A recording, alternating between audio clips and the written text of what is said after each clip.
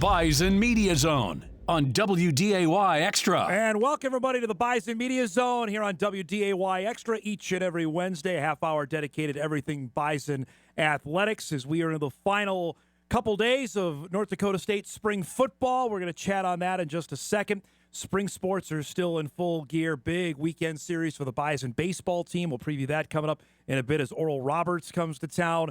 Bison softball as well in the midst of Summit League play. That's all coming up later on in the show. We mentioned the Green and Gold Showcase on Saturday. You'll see it live right here on WDAY Extra. It is the finale for spring football for 2024. All month long on our show on Wednesdays, we've been visiting with a different member of the staff. We figured why not we save the best for last as we welcome on Nick Gazer to the show, co-defensive coordinator and defensive tackles coach, to join us here to wrap up spring football. How much has it changed from when you got into coaching, heck, when you were playing in spring ball, to what it is now? Is it even recognizable? Yeah, it's certainly a lot different.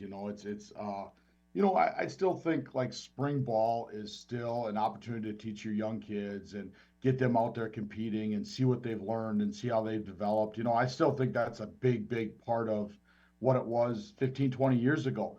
Now, the spring game and all that stuff has changed quite a bit. The transfer portal has changed. I mean, the whole dynamics of college football has changed quite a bit, just with how things are ran and how things are changed and things like that. But I still think it's a great opportunity to just see what some young kids have done and if they put themselves in a position to help you next fall. Nick, how tough is it now? You mentioned the portal window opened yesterday where you still have a couple days left of practice, and then who knows what will happen of trying to gauge who's going to be here and who's not. It's crazy. It's just it's hard to know what the next week has in store, and for example, today we were talking a little bit just about our roster management and things like that, and it's hard to say anything because you don't know what another week will bring, and you hope to God the guys that you're working with right now are going to be the same guys that come back next fall. But the reality of it is it's probably not going to be, and you have to be ready to go out and find some guys. You have to be ready to call some walk-on kids. I mean, you have to have all options open and available to prepare for the future and what it might hold. It's all hands on deck, really, right? Absolutely. Man. No doubt about it. No doubt about it. So this is the home stretch. When you get to like practice yesterday or tomorrow, practice 14, what's the mentality like? Is it just all right for players? Do you get a sense that we're almost near the end, or how's the mentality been so far?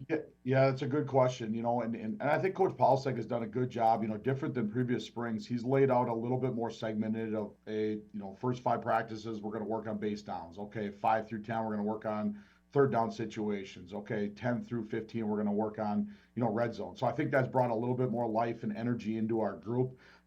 But majority of the development, the install, everything is done at this point. And I think, with 2 practices left, you're now kind of in a position, okay, guys, the whole defense is in. You know what you got to know. Cut it loose, have fun. Be safe, be smart. Let's make sure we don't go into the offseason with any drastic injuries and things like that. But it's also a hard balance too, because you also don't want our kids holding back and not continuing to develop and get better. And I felt like, it's funny you say that because I think yesterday's practice, I could tell our guys were a little bit not practicing the way we needed to at a high level, and kind of just like, hey, how do I get through this practice and get into summer and stuff like that? So we've had to push a little bit harder. And hopefully get our guys ready to go to have a good practice tomorrow and Saturday. Has this felt different for you? Different title? Have you had different responsibilities this spring? I don't think it's changed a ton. I think, we don't spend a ton of time in the spring with a lot of like unit meetings and stuff like that. It's much more, hey, you go coach your position, you focus on your spot, you focus on your position. I think it's taken a little bit more just, overall understanding a little bit more of maybe what happening in the safety room or in the linebacker room or in the corner room. I think I've tried to take on a little bit more just overall, helping our coaches develop. But, right now, I think you spend so much time with your position coaches that I think that's really what it's all about. So I want to talk about your specific group here in a second, but on the whole, has there been anybody either side of the ball that just caught your eye, say, maybe we don't know yet, or a guy that hasn't played a whole yet, say, okay, we're going to have to get him out in the field this fall? Yeah, I mean, there's a whole bunch of young kids that you're just excited about. Nathaniel Staling is a kid that just continues to show up on film. You watch him and he's flying around the football. This Donovan Woolen kid. To think he come in as a true Yeah. freshman and just be a fish out of water. But you know what? He is a fish out of water. But you see him have flashes and making plays. It's been awesome to see. And then there's some young kids, that kind of get into those second and third year that just it starts clicking, and you can just start seeing those kids playing fast and cutting it loose, and it's exciting to see that young group. I think they're going to add some really great depth. All right, so your specific group, defensive tackles, you've got the old geezers there and the Mostaert twins back, but tell me your reaction when they told you they were coming back. Well, I was excited. No, there's no doubt about it. They're special. Those two are pretty special, and they'll tell you that too. I mean, that's what's unique about those two is they have a confidence about them, and that's what makes them good, and that's what makes them hard to block. But I was excited. There's no doubt. I think they're an impact two guys that can be a difference in a game. And it's been unique this spring because neither one of them have practiced one rep.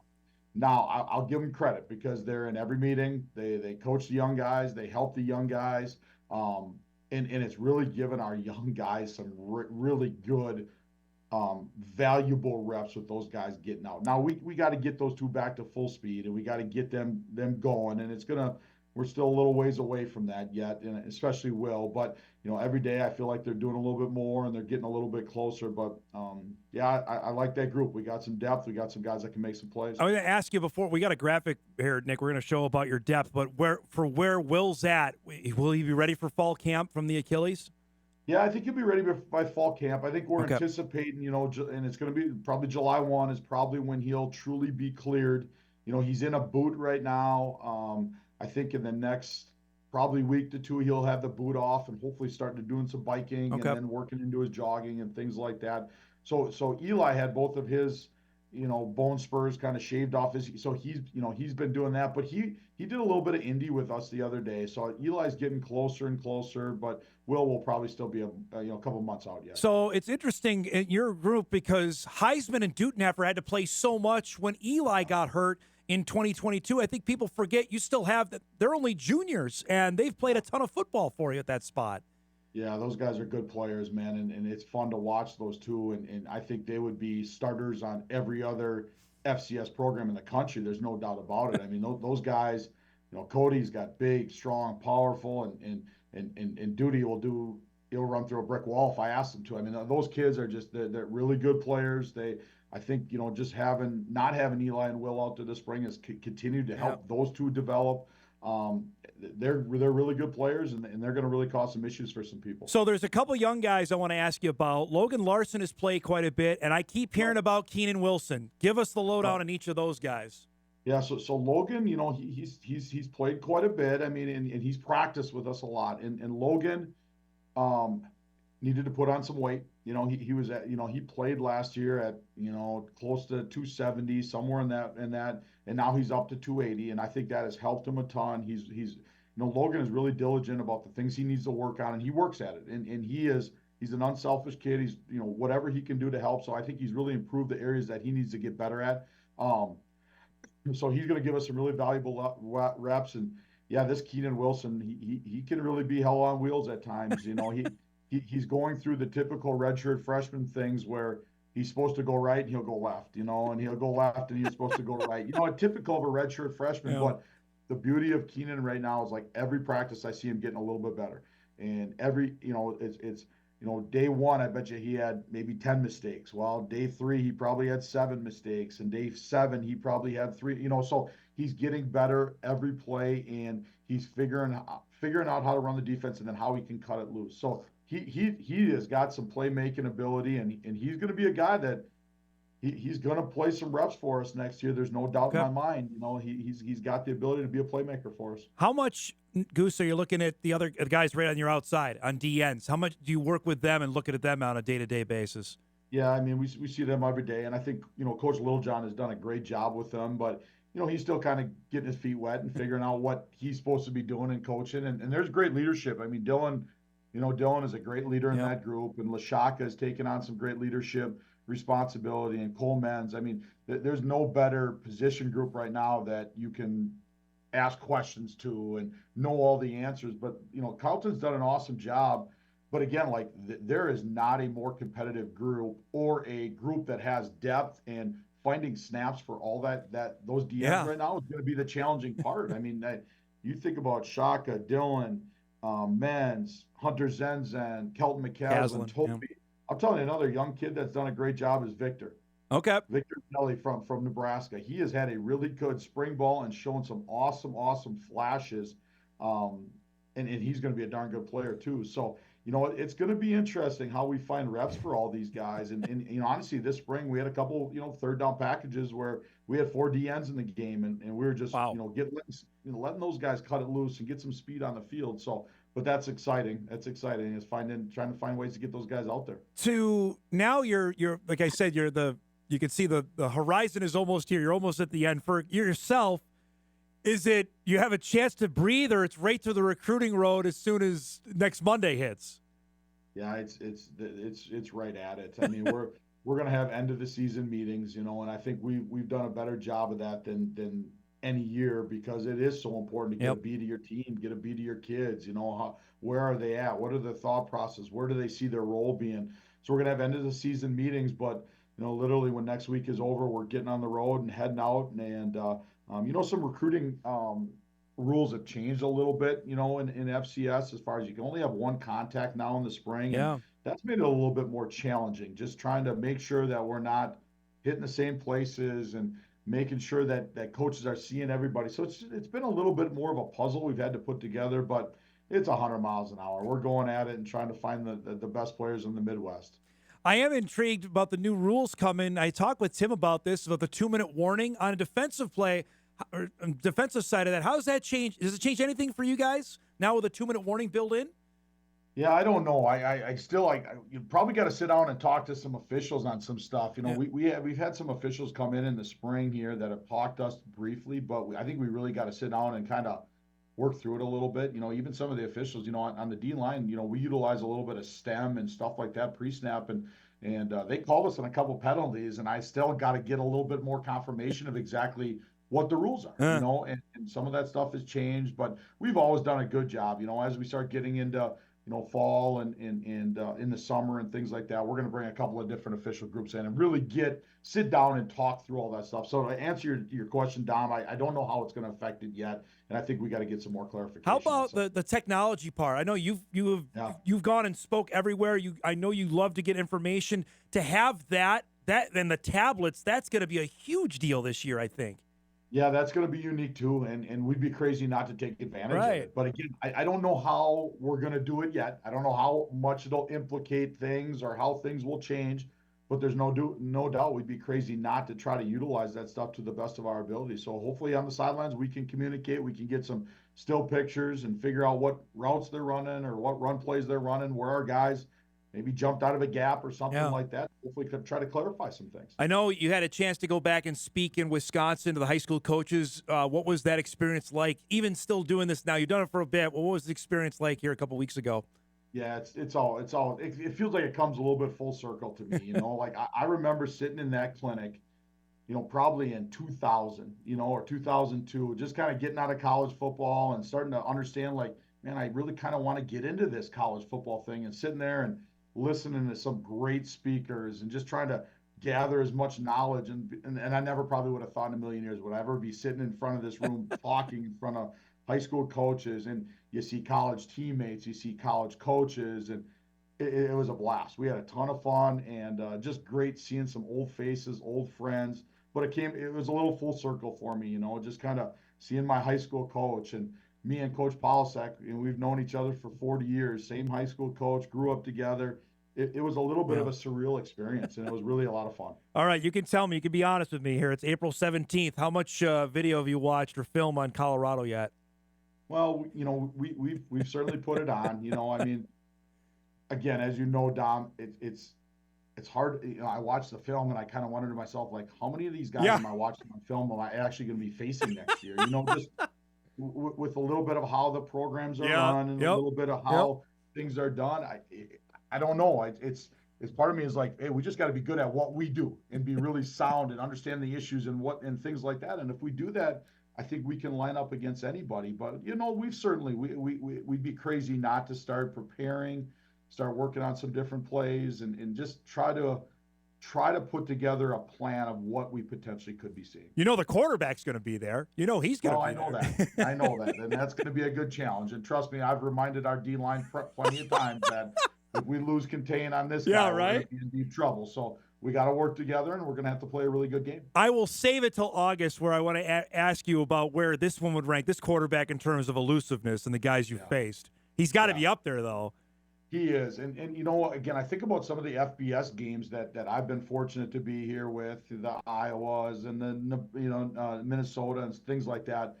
And there's no doubt this quarterback is probably the scariest. What a great challenge. And that's what makes it fun. That's what makes college football fun. So it'll be a great challenge for us, but knowing our guys, we'll be excited about it and we'll embrace it. Goose, it's great to see you. Thanks so much for the time. I'll see you on Saturday, okay? Sounds good. Anytime, Don. There he goes. Nick Gazer, co-defensive coordinator, defensive tackles coach at North Dakota State, joining us here this morning on the Bison Media Zone, giving us the lowdown on that defensive tackles room. Eric, throw that graphic up again if we could of the depth in this room. So the Mostaert twins obviously are back. Kody Huisman, Jaxon Duttenhefer played a ton of football in 2022 when Eli was hurt. Logan Larson has played a bit of football. You heard Gazer talk about him. I'm telling you right now, Keenan Wilson, redshirt freshman, and he said he's going to play this season from Eagan, Minnesota. 6'1", 287 pounds already. He's got the frame. The last redshirt freshman that played and made an impact at that spot, defensive tackle, was Nate Tangway. That's not a spot, and Tangway, by the way, is an all-timer. He's going to be a Bison Hall of Famer. That is not a spot that you play early in your career unless you are really, really good. Wilson's got the potential there. But they've got some pretty good depth. You got guys that have played a lot of football. And a healthy Eli, a healthy Will, and Will, remember, got hurt. Achilles tendon, such a freak thing that happened against Murray State in the at the end of October. Get them both back. You have a chance to be awfully good this upcoming season. We'll break. We come back. We'll get you ready for a big Summit League weekend for baseball and softball, and we'll get things out of here on the Bison Media Zone. We're back right after this.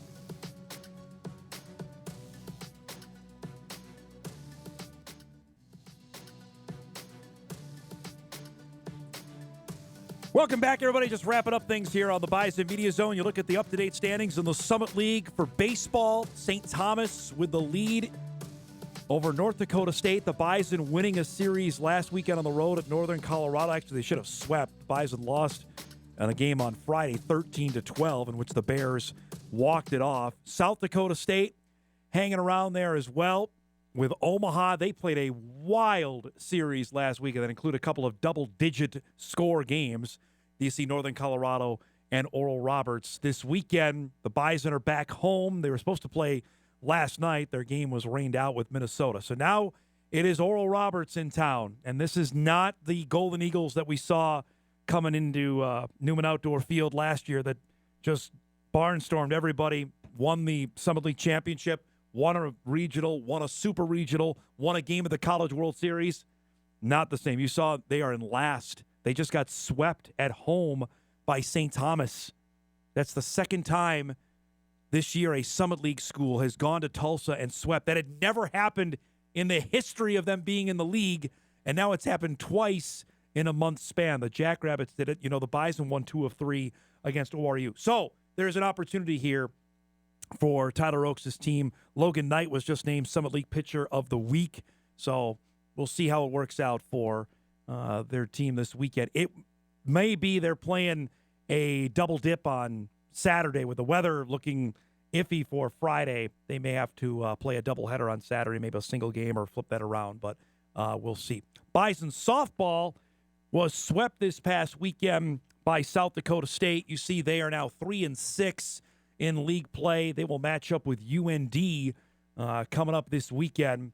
Those games are all up in Grand Forks with a doubleheader on Saturday and then a single game on Sunday, the two teams at the bottom. Now, remember, all 6 teams make the Summit League tournament. It's not like in baseball. It's the top 4 that make the Summit League baseball tournament. All 6 make it for softball. But remember, the first day is single elimination. You have to win in that first day to get to the double elim part. So some work to do for Darren Mueller's team. They'll hope to try and do that coming up this weekend against UND. Again, a reminder, 6 o'clock tonight, Chris Denson from Plant City will announce his college commitment. We'll see if he picks North Dakota State. And a reminder, Green and Gold Showcase, you'll see it live on WDAY Extra, 1 o'clock on Saturday to wrap up spring football for 2024. Our thanks to Nick Gazer for joining us. We're back here next week on the Bison Media Zone. Thanks so much for watching on WDAY Extra, WDAY Plus at Inforum.com.